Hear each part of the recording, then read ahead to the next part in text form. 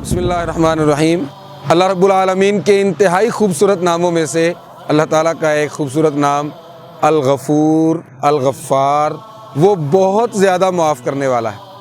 اللہ تعالیٰ قرآن مجید میں فرماتے ہیں نبی عبادی انی انا الغفور الرحیم۔ اے نبی کریم صلی اللہ علیہ وسلم، میرے بندوں کو بتا دیجئے یقیناً میں بہت معاف کرنے والا، بہت رحم کرنے والا ہوں۔ اور اللہ تعالیٰ اپنے بندوں کے گناہوں کو کس قدر معاف کرنے والے ہیں، رسول اللہ صلی اللہ علیہ وسلم نے فرمایا جب شیطان کو اللہ تعالیٰ کے دربار سے دھتکارا گیا تو وہ کہنے لگا ربی و عزتی کا، اے میرے رب تیری عزت کی قسم، لا ابرح اغوی عبادک، میں تیرے بندوں کو گمراہ کرتا رہوں گا ما دامت ارواحہم فی اجسادہم، جب تک ان کی روحیں ان کے جسموں میں متحرک رہیں گی۔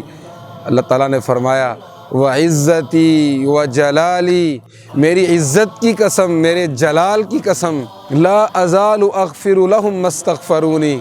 جب تک وہ مجھ سے اپنے گناہوں کی معافی مانگتے رہیں گے میں ان کو معاف کرتا رہوں گا۔ اور اپنے گناہوں کو معاف کروانے کے لیے خوبصورت دعا بھی یاد رکھیے۔ رسول اللہ صلی اللہ علیہ وسلم ایک دن مسجد نبوی میں داخل ہوئے تو ایک شخص دعا کر رہا تھا اللہم انی اسألک یا اللہ، اے اللہ یقیناً میں تجھ سے سوال کرتا ہوں الاحد الصمد الذی لم یلد ولم یولد ولم یکن لہ کفوا احد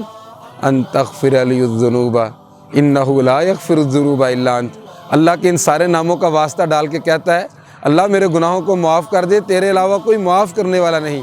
رسول اللہ صلی اللہ علیہ وسلم نے فرمایا قد غفر لہ، قد غفر لہ، اس کے گناہوں کو معاف کر دیا گیا ہے، اس کے گناہوں کو معاف کر دیا گیا ہے۔ اور اللہ رب العالمین جب گناہوں کو معاف کرتے ہیں تو سچی اور پکی توبہ کرنے کے بعد صرف معاف نہیں کرتے بلکہ ایک اور انعام بھی دیتے ہیں۔ فرمایا الا من تاب وآمن